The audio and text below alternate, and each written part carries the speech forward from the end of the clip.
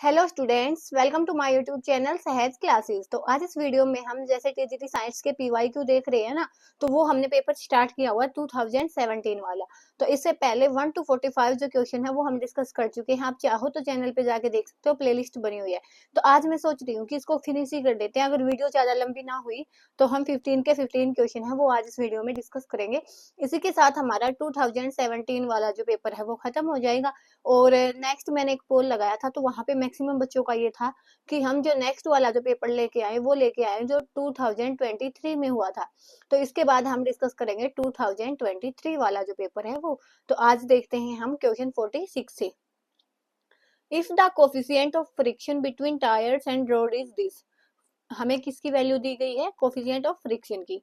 The shortest distance in which automobile can be stopped, हमें वो छोटा से छोटा डिस्टेंस निकालना है जिसमें जो ऑटोमोबाइल है वो स्टॉप हो जाए। वहन ट्रेवलिंग एट 108 किलोमीटर पर हावर, जब किस स्पीड से वो ट्रेवल करे? 108 किलोमीटर पर हावर, इस स्पीड से वो ट्रेवल करेगा। और बाद में हमें डिस्टेंस कहाँ पे बतानी है? जहाँ पे हमारा वो ऑटोमोबाइल है वो स्टॉप हो जाएगा। और कोफिशिएंट ऑफ फ्रिक्शन हमें ये गिवन है। तो पहले आपने क्या करना है, जो जो वैल्यू हमें दी गई है ना वो लिखनी है। तो यहाँ पे देखो, फर्स्टली क्या गिवन है? Coefficient of friction. तो हमने लिखा कोफिशिएंट ऑफ फ्रिक्शन हमें गिवन है 0.5। उसके बाद यहाँ पे देखो स्पीड है ये वाली, तो इट मींस क्या हुआ? ये इसकी हुई इनिशियल वेलोसिटी। क्यों? क्योंकि बाद में इन्होंने क्या बोला है कि जो ऑटोमोबाइल है वो स्टॉप हो जाएगा। इट मींस क्या कि उसकी जो फाइनल वेलोसिटी होगी वो क्या होगी? 0। तो 1 by 1 अब हम लेके चलते हैं। तो ये इनिशियल वेलोसिटी हो गई इसकी।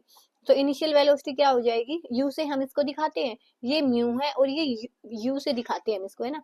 तो ये 108 किलोमीटर पर हावर है। और जब हमें इसको मीटर पर सेकंड में बदलना हो तो हमें क्या करना होता है? 5/18 से मल्टीप्लाई करना होता है। तो यहाँ पे क्या हो जाएगा? 30 मीटर पर सेकंड। या सिंपल आप इसको ऐसे बदलो, या ऊपर तो 1000 से मल्टीप्लाई करना, नीचे 60/60 से मल्टीप्लाई करोगे। तो अगर ये नॉर्मल, इसको नॉर्मलाइज करके आता है 5/18। तो यहाँ से जो वैल्यू आएगी वो आ जाएगी 30 मीटर पर सेकंड। उसके बाद ऑटोमोबाइल स्टॉप हुआ है तो फाइनल वेलोसिटी क्या है? 0। ये सब हमारे पास क्वेश्चन में गिवन है, ठीक है। अब ये किससे क्वेश्चन है? ये है इक्वेशन ऑफ मोशन से। तो हमारी जो थर्ड इक्वेशन ऑफ मोशन होती है वो क्या होती है? V square minus U square is equal to 2as। तो v की वैल्यू हमारे पास है, u की वैल्यू हमारे पास है, s की वैल्यू हमने निकालनी है। अगर हमारे पास कहीं से a की वैल्यू आ जाए तो हमारा सम है वो हो जाएगा। तो उसके बाद देखो, हमने क्या देखा कि जो चीजें हम ये वाली हैं ये तो हमारी यूज हो जाएंगी। लेकिन बात किसकी आती है? कोफिशिएंट ऑफ फ्रिक्शन दिया हुआ, तो इट मींस यहाँ पे हमें इससे कुछ लेके आना होगा। तो जो कोफिशिएंट ऑफ फ्रिक्शन किसके इक्वल होता है? Frictional force divide by reaction का फोर्स। तो जो फ्रिक्शनल फोर्स है वो किसके इक्वल होता है? एम ए के इक्वल। और जो रिएक्शन का फोर्स होता है कि रिएक्शन में हमारा कितना फोर्स लगा? एम जी के इक्वल। तो एम से एम कैंसिल, ए बाई जी। तो यहाँ से म्यू क्या आया? ए बाई जी। तो यहाँ से हम ए की वैल्यू निकालेंगे तो वो क्या आएगी? म्यू इंटू में जी। अब हमारे पास म्यू की वैल्यू क्या थी? 0.5। और जी की क्या वैल्यू है? जी की वैल्यू होती है, वैसे तो 9.8 होती है, लेकिन हम अप्रोक्स 10 मान के ले लेते हैं न्यूमेरिकल्स में। तो 10।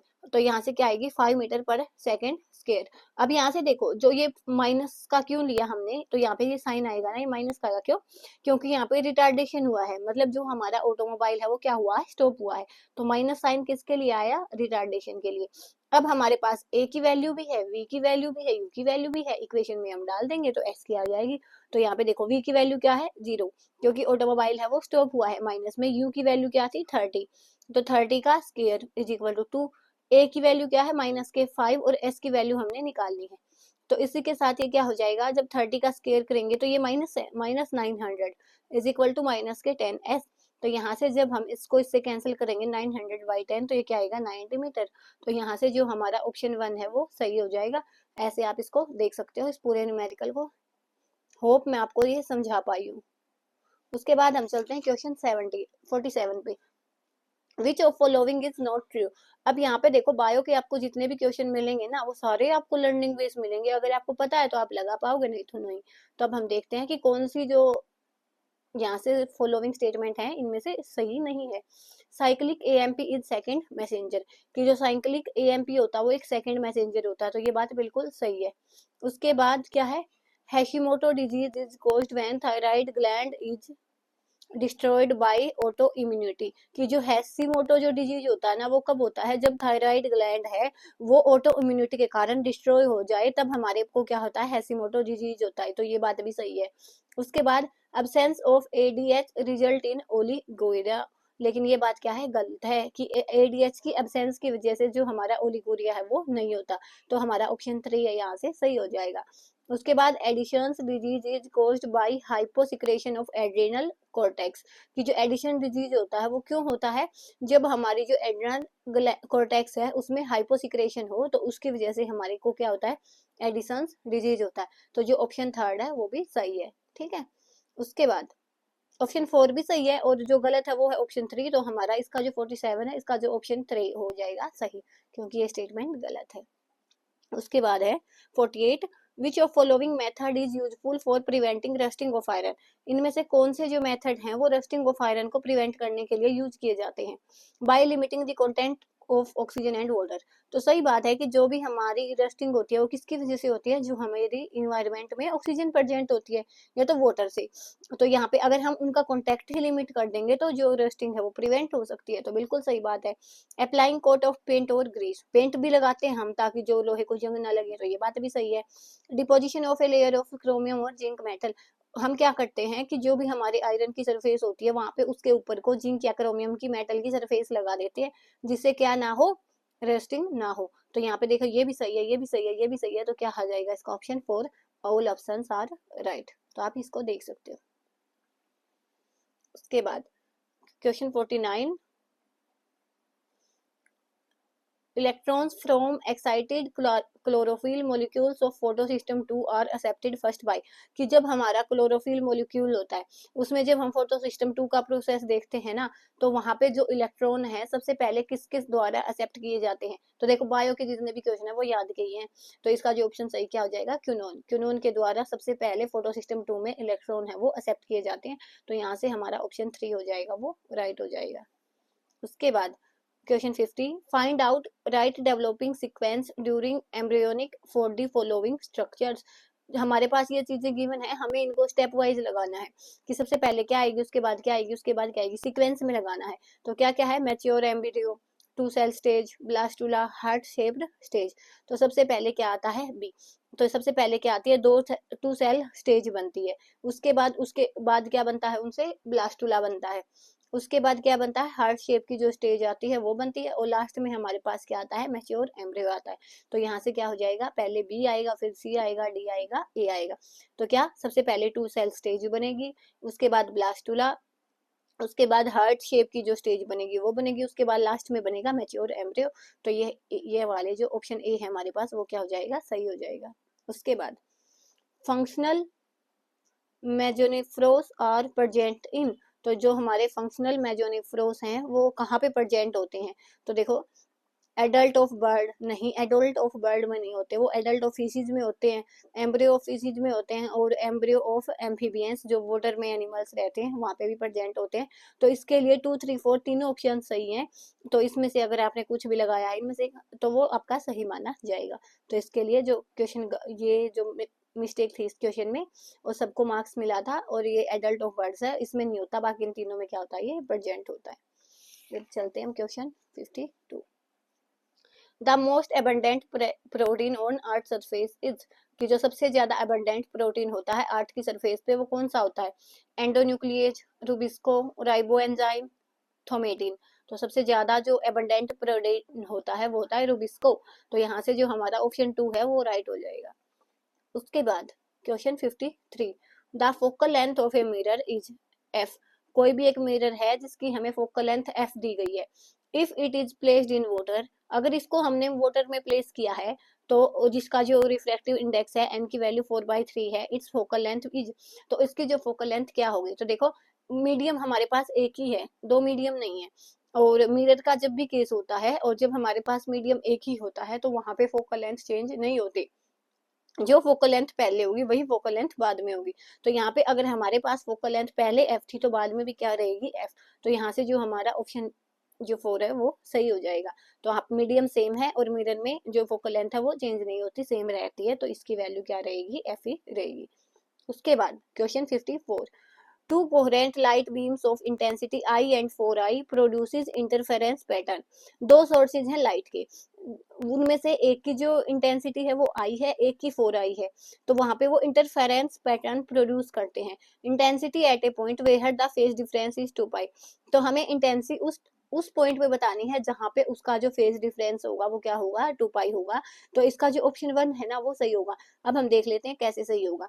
तो जब भी आपके पास ऐसी इंटेंसिटी दी हो तो वहां से नेट इंटेंसिटी का फॉर्मूला होता है I1 प्लस I2 प्लस में 2 under root I1 I2 cos phi. अब यहाँ पे सारी वैल्यू हमें गिवन है। I1 की वैल्यू क्या गिवन है, I, I2 की वैल्यू क्या गिवन है, 4i। तो यहाँ पे फॉर्मूले में हम डालेंगे I1 के प्लेस पे I, I2 के प्लेस पे 4i प्लस में 2, I1 के प्लेस पे I और I2 के प्लेस पे 4i और cos और 2π यहाँ पे एंगल दिया गया है तो 5 के प्लेस पे 2π। उसके बाद i और 4i 5i और यहाँ से क्या हो जाएगा 4i स्क्वायर। जब हम इसको सोल्व करेंगे तो ये क्या आएगा 2 इंटू में 2i, तो ओवरऑल क्या आया 4i और cos 2π की वैल्यू +1 होती है तो मल्टीप्लाई से कोई चेंज नहीं आएगा। 5i प्लस में 4i क्या आ जाएगा 9i। तो यहाँ से हमारा जो ऑप्शन 1 है वो सही हो जाएगा। तो ऐसे आप इसको देख सकते हो। उसके बाद question 55, two electric bulbs marked 25 volt and 220 volt and 100 volt और 220 volt are connected in series. दो हमारे पास बल्ब हैं, एक तो क्या है 25 वोल्ट और 220 वोल्ट का कनेक्शन है और एक है 100 वाट और 220 वोल्ट का कनेक्शन है। सीरीज में वो कनेक्ट है किसके साथ, 440 वोल्ट की सप्लाई के साथ। तो हमें बताना है कि कौन सा बल्ब है वो फ्यूज होगा। देखो आप इसको कैसे बताओगे कौन सा बल्ब फ्यूज होगा। यहाँ पे ये वाले कनेक्शन गिवन है और अगर हम इनकी वोल्टेज निकाल लें, दोनों की वोल्टेज निकाल लें और जिसकी वोल्टेज इस गिवन मैच की वोल्टेज से ज्यादा हो गई वो बल्ब तो फ्यूज हो जाएगा। क्योंकि यहाँ पे गिवन मैच की वोल्टेज है, मान लिया हमने 220 वोल्ट यहाँ पे हमें गिवन है और जिसकी भी इससे ज्यादा आ जाएगी, मैच वाली वोल्टेज से ज्यादा वोल्टेज आई तो वो बल्ब है वो फ्यूज हो जाएगा। जिसकी मैच वाली वोल्टेज से जो वोल्टेज है वो कम रहेगी वो बल्ब फ्यूज नहीं होगा। तो ऐसे आपने इसको करना है। तो यहाँ पे देखो मैंने लिख के भी बताया कि जिसकी वोल्टेज गिवन मैच वोल्टेज से ज्यादा होगी वो फ्यूज हो जाएगा। वो बात तो ठीक है। अब हम इसकी जो वोल्टेज है वो कैसे निकालेंगे वो हमने देखना है। तो यहाँ पे देखो हमारे पास जो वोल्टेज का फॉर्मूला होता है वो क्या होगा, V is equal to I R, ये ओहम्स लॉ से होता है। तो आप ऐसे बोलते हो ना कि क्वेश्चन नहीं आते, तो क्वेश्चन 9 10 से मैक्सिमम आते हैं, तो 11 12 का तो बाद की बात है, पहले आप 9 10 है उसको अच्छे से पढ़ो। पोटेंशियल डिफरेंस है V is equal to I R, यहाँ से आप देख सकते हो। ठीक है, V हमने निकालेंगे इनके लिए, लेकिन I की वैल्यू भी नहीं है हमारे पास और R की वैल्यू भी हमारे पास नहीं है। अब यहाँ पे देखो जो कॉमन वोल्टेज है जिसकी सप्लाई दी गई है वो क्या है 440 वोल्ट और सीरीज में जो हमारा करंट है वो क्या रहेगा, सेम रहेगा। तो ये वाली चीज मैंने लिखी हुई है पहले, सीरीज में करंट है वो सेम रहेगा।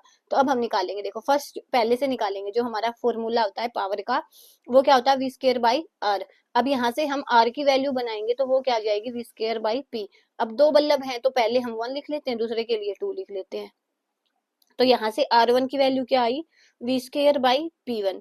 तो R1 is equal to R, V की वैल्यू कितनी है फर्स्ट के लिए 220 वोल्ट, इसका स्क्वायर डिवाइड बाई P1। तो पहले के लिए जो पावर है वो कितनी है 25 वोल्ट। तो यहाँ पे आया रेजिस्टेंस किस में आता है ओम में, तो यहाँ पे हमने ये लिखा। उसके बाद R2 क्या हो जाएगा V2 का स्क्वायर, तो वो भी 220 वोल्ट है तो 220 का स्क्वायर प्लस में बाई में P2 कितनी है 100 वाट है तो 100, ये ओहम आ गया। अब हमें क्या निकालना है रेजिस्टेंस सीरीज में, तो सीरीज में हम सिंपल एडिशन करते हैं। तो R1 प्लस R2, तो जब हमने 220 का स्क्वायर बाई 25 220 का स्क्वायर बाई 100 को ऐड किया, इसको पहले देखो कैलकुलेशन के लिए हम इसको कॉमन निकालें तो ये बचेगा 1/25 और 1/100। तो इसका एलसीएम लेना है, तो यहाँ पे 100 यहाँ पे 25, तो 125 डिवाइड बाई 2500। तो जब इसको आप कैंसिल करोगे ना तो ये आएगा 220 का स्क्वायर बाई 20। तो हमारे पास रेजिस्टेंस की वैल्यू आई है यहाँ पे। तो यहाँ पे अगर हमें पुट करनी है ना तो हमारे पास रेजिस्टेंस की वैल्यू आ चुकी है, लेकिन आई की वैल्यू अब भी नहीं आई है हमारे पास। तो आई की वैल्यू क्या निकालेंगे, जो फाइनल वोल्टेज गिवन है वो 440 वोल्ट गिवन है। तो यहाँ से देखो आई क्या हो जाएगा इसी फॉर्मूले से, तो ये आर है इसके डिवाइड में आएगा, तो आई क्या हो गया V अपॉन आर। तो V की वैल्यू हमारे पास क्या है वोल्टेज की 440 वोल्ट, ये हमने रखी। और रेजिस्टेंस की क्या है, टोटल रेजिस्टेंस की 220 का स्क्वायर बाई 20, तो 220 का स्क्वायर इंटू में 20। तो जब आप इसको सोल्व करोगे तो ये आएगी 2/11 एम्पियर। तो अब हमारे पास I की वैल्यू भी है और R की वैल्यू भी है, तो इसको डालो अलग अलग फॉर्मूले में। अब यहाँ पे देखो आई की वैल्यू, ये आर की वैल्यू हमने क्यों निकाली, क्योंकि हमें क्या निकालना था, करंट निकालना था, और करंट में हमें यहाँ पे रेजिस्टेंस है वो टोटल लेना पड़ेगा। उसके बाद हमारे पास आई की वैल्यू भी आ चुकी है, और वोल्टेज R1 की हमारे पास है ही, इसकी अलग है, इसकी अलग है। अब हम यहाँ से इनकी वोल्टेज की वैल्यू निकालेंगे, और जिसकी भी वोल्टेज की वैल्यू गिवन मैथ से ज्यादा हो जाएगी उसका मतलब है वो फ्यूज हो जाएगा। तो V क्या है, IR है, तो IR1 लिखा हमने। आई की वैल्यू हमारे पास 2/11 है, R1 है 220 का स्क्वायर बाई 25। तो इसको आप सोल्व करोगे तो ये आएगा 352 वोल्ट। उसके बाद V2 निकालेंगे तो IR2, आई की वैल्यू है 2/11, और ये आएगा 220 का स्क्वायर बाई 100। तो इसको निकालेंगे तो 88 वोल्ट। अब यहाँ पे देखो, जब सेकंड वाली का कनेक्शन है वो 220 वोल्ट के साथ है, यहाँ पे आई 88, तो इसकी वैल्यू तो कम है, तो ये मतलब क्या है, फ्यूज नहीं होगा। लेकिन फर्स्ट वाली की किसके साथ है, 220 वोल्ट के साथ है, लेकिन यहाँ पे क्या आई, 352 वोल्ट आई। तो यहाँ पे देखो 220 से कितनी ज्यादा है, 352। अब हम इसकी जो वोल्टेज की वैल्यू वो मैक्सिमम आई है, तो इतनी वोल्टेज यहाँ पे होनी चाहिए, और यहाँ पे गिवन इतनी है, तो मैथ से ज्यादा आई, तो यहाँ पे जो बल्ब है वो फ्यूज हो जाएगा। तो यहाँ पे हमारा क्वेश्चन 55 है वो सोल्व होता है। अब हम चलते क्वेश्चन 56 पे। तो क्वेश्चन 56 में क्या है, match the following polymers with their correct monomer unit. ये जो पॉलीमर है ना वो पहले आती थी, अब की बार ये सिलेबस से कट हो चुकी थी, तो फिर भी अगर आप इनके जो PYQ है उनको देख लेना एक बार, क्या फर्क पड़ता है, क्या पता पूछ लें। बाकी जो सिलेबस से कट हो चुकी थी। तो देखो, पॉलीमर दिए गए हैं, उनके मोनोमर दिए गए हैं। पॉलीमर क्या है, बुना एन। तो देखो इसके नाम से पढ़ने की कोशिश करो, जो बुना एन है वो क्या हो जाएगा, देखो BU से ब्यूटा डाई इन, एन से एक्रोनाइट्राइल, तो ए का क्या हो गया 2, ए का क्या हो गया 2। उसके बाद है टेफ्लोन, टेफ्लोन उसके बाद क्या है टेफ्लोन। तो टेफ्लोन की जो यूनिट है वो क्या होएगी, वो होती है टेट्राफ्लोरोइथेन। तो टेफ्लोन क्या होता है, टेट्राफ्लोरोइथेन। तो यहाँ पे क्या हो जाएगा, बी का क्या हो जाएगा 4। तो ए का क्या हुआ हमारे पास 2, और बी का हमारे पास क्या हुआ 4। ऐसे ही हमने देखना किसका, डेक्रोन का। डेक्रोन का क्या हो जाएगा, डेक्रोन की जो यूनिट होती है वो क्या होगी, इथाइलिन ग्लाइकोल एंड टेरिथैलिक एसिड। तो डेक्रोन की क्या हो जाएगी, इथाइलिन ग्लाइकोल एंड टेरिथैलिक एसिड। तो सी का क्या हो जाएगा 3। उसके बाद है नाइलॉन 66। तो नाइलॉन 66 की जो यूनिट होती है वो क्या होती है, hexamethylene diamine and adipic acid. जो नाइलॉन 66 है इसकी जो मोनोमर यूनिट क्या होगी, हेक्सामिथाइलिन डायामीन एडिपिक एसिड। तो यहाँ से जो हमारा ऑप्शन 1 है ना वो राइट होगा। अगर यहाँ पे आप इसको मैच करके भी देख लेना, तो ए का आएगा 2, बी का आएगा 4, सी का आएगा 3 और डी का आएगा 1। तो यहाँ से आप इसको मैच करके देख सकते हो। उसके बाद question 57, mycoplasma are different from other prokaryotes by. जो माइकोप्लाज्मा होते हैं वो डिफरेंट होते हैं दूसरे प्रकार्योट से, ऐसा कैसे होता है, मतलब उसमें ऐसा क्या होता है कि वो दूसरे प्रकार्योट्स होते हैं उनसे अलग होते हैं। तो presence of chitin in cell wall, कि उनकी जो सेल वाल में है क्या होती है, परसेंस होती है चिटिन की। Presence of murein in cell wall, murein की परसेंस होती है सेल वाल में माइकोप्लाज्म्स में। Presence of protein in cell wall, protein की परसेंस होती है। Absence of cell wall itself, कि उनमें सेल वाल ही नहीं होती। तो यहाँ पे हम देखेंगे कि जो ऑप्शन 4 है ना वो सही हो जाएगा। क्यों, माइकोप्लाज्म में सेल वाल नहीं होती और प्रोकैरियोट्स में सेल वाल होती है। तो इनकी वजह से अलग नहीं होता, चिटिन म्यूरिन प्रोटीन की वजह से। किसकी वजह से होता है, एब्सेंस ऑफ सेल वाल। क्यों, क्योंकि जो माइकोप्लाज्म है इसमें सेल वाल नहीं होती, और जो प्रोकैरियोट्स होते हैं इनमें सेल वाल होती है। तो यहाँ पे हमारा क्वेश्चन 57 है वो कंप्लीट होता है। उसके बाद question 58, for metals and non metals consider the following statement and select correct statement. हमें मेटल और नॉन मेटल के लिए स्टेटमेंट देखनी है और बताना कि कौन सी सही स्टेटमेंट है। तो out of non element about 75% और मोर आर मेटल, कि जितनी भी एलिमेंट्स होते हैं उनमें से 75% या उससे ज्यादा क्या होती है, मेटल्स होती हैं। तो ये बात हमारी बिल्कुल सही है, तो ये वाली बात हमारी बिल्कुल सही है। Sodium metal is very reactive therefore it is stored in water, कि सोडियम मेटल है वो बहुत ज्यादा रिएक्टिव होने की वजह से उसको हम वाटर में स्टोर करते हैं। तो ये बात गलत है। ये इतनी बात तो सही है कि सोडियम मेटल जो बहुत ज्यादा रिएक्टिव होती है, लेकिन इसको हम वाटर में नहीं, केरोसिन ऑयल में स्टोर करते हैं। तो ये जो सेकंड वाली बात है वो गलत हो जाएगी। उसके बाद third, phosphorus is a very reactive non-metal, therefore to prevent it from atmospheric oxygen it is stored in water.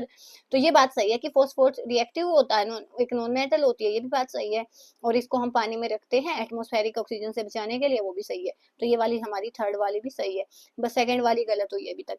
Non metals are used in fertilizers and crackers, तो ये बात भी हमारी सही है कि जो नॉन मेटल होते हैं वो फर्टिलाइजर और क्रैकर में यूज होते हैं। तो ये फोर्थ वाली भी हमारी सही है। तो इसके साथ हमारा जो ऑप्शन 2 है वो सही हो जाएगा, ठीक है। उसके बाद हम चलते क्वेश्चन 59 पे। The number of alpha and beta particles emitted in radioactive decay are respectively. तो देखो अल्फा बीटा पार्टिकल्स हैं, ये वाला डीके है, यहाँ से यहाँ तक हुआ, तो हमें बताना है कि कितने number of alpha beta particle यहाँ पे डीके हुए होंगे। तो देखो पहले आपको पता होना चाहिए कि अल्फा पार्टिकल हम किसको बोलते हैं, हीलियम के न्यूक्लियस को बोलते हैं, जिसका जो एटॉमिक, यहाँ पे जब एटॉमिक नंबर की बात आती है तो 2 से इंक्रीज होगा। अल्फा पार्टिकल जब भी एमिट होता है तो वो एटॉमिक नंबर है वो तो 2 से डिक्रीज होता है, और जो ये होता है ये 4 से डिक्रीज होता है।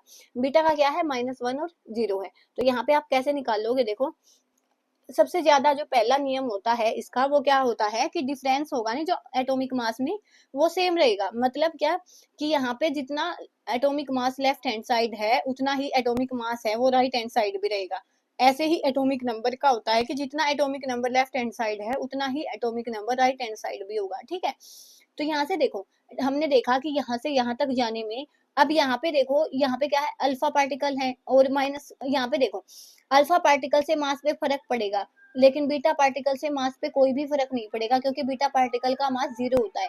तो यहाँ पे हम अब जितना भी डिफरेंस निकालेंगे ना मास का, तो वो किसकी वजह से होगा, अल्फा पार्टिकल की वजह से होगा।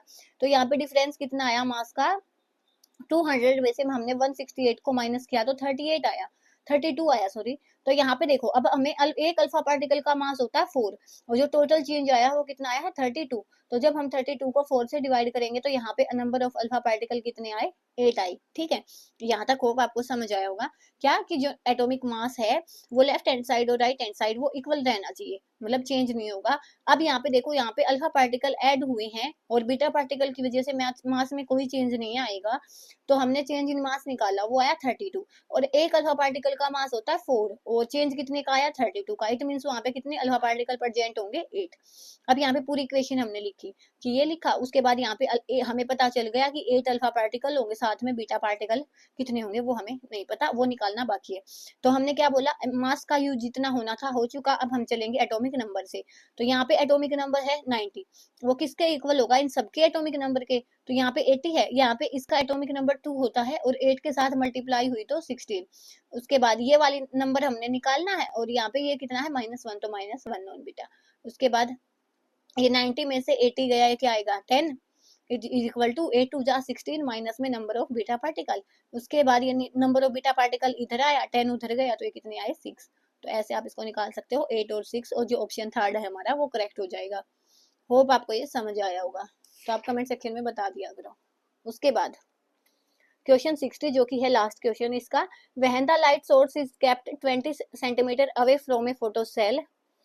एक कोई भी लाइट सोर्स है वो क्या है, एक फोटो सेल से 20 सेंटीमीटर अवे है, स्टॉपिंग पोटेंशियल वहां पे 0.6 वोल्ट है, when source is kept to 40 centimetre away, कि जब हमारा स्टॉपिंग पोटेंशियल कितना है 0.6 वोल्ट है, जब सोर्स को 40 सेंटीमीटर अवे रखा गया, तो the stopping potential will be. तो क्या पूछा हमसे क्वेश्चन में, देखो सिंपल लैंग्वेज में हम इसको समझे कि जब हमारा सोर्स है ना वो 20 सेंटीमीटर अवे होगा फोटो सेल से, तो वहां पे क्या होगा, पोटेंशियल क्या होगा ये हमने बताना है। और जब जो डिस्टेंस था, जब सोर्स था वो 40 सेंटीमीटर अवे था, उसका हमें पोटेंशियल गिवन है कि जब 40 सेंटीमीटर अवे था तो उसका हमें स्टॉपिंग पोटेंशियल गिवन है 0.6 वोल्ट है, और जब 20 सेंटीमीटर अवे होगा तो उसका हमने निकालना है। तो क्वेश्चन में हमसे ये पूछा गया है। उसके बाद देखो स्टॉपिंग पोटेंशियल किसके इक्वल होता है, इलेक्ट्रॉन वोल्ट के, और ये किसके इक्वल होता है, काइनेटिक एनर्जी के। उसके बाद ये electron volt is equal to K E max, और जो ये काइनेटिक एनर्जी किसके इक्वल होती है, एच वी एनर्जी माइनस में वर्क फंक्शन। अब यहाँ पे आप देखोगे ना तो यहाँ पे कहीं पे भी जो लाइट का सोर्स है उसका यूज नहीं हुआ, इस पूरे फॉर्मूले में लाइट सोर्स का यूज कहीं पर भी नहीं हुआ। तो इससे हम क्या बोलेंगे कि जो स्टॉपिंग पोटेंशियल है वो तो इंडिपेंडेंट है लाइट सोर्स के, लाइट सोर्स के डिस्टेंस से कोई भी फर्क नहीं पड़ेगा जब तक जो हमारा वो वो है ना सोर्स सेम है, तो उसके डिस्टेंस पे कोई भी इफेक्ट स्टॉपिंग पोटेंशियल पे नहीं होगा। तो यहाँ से हमारा जो पोटेंशियल 0.6 वोल्ट था वही रहेगा, क्योंकि इंडिपेंडेंट है ये तो डिस्टेंस के। तो ऐसे हमारा जो ऑप्शन 2 है वो सही हो जाएगा। तो यहाँ से हमारे देखो पूरे क्वेश्चन है वो सोल्व हो चुके हैं। 1 to 60 प्ले लिस्ट बनी हुई है, आप वहाँ पे जाके देख सकते हो। नेक्स्ट हम डिस्कस करेंगे 2023 वाला। तब तक के लिए धन्यवाद। Thanks for watching my video.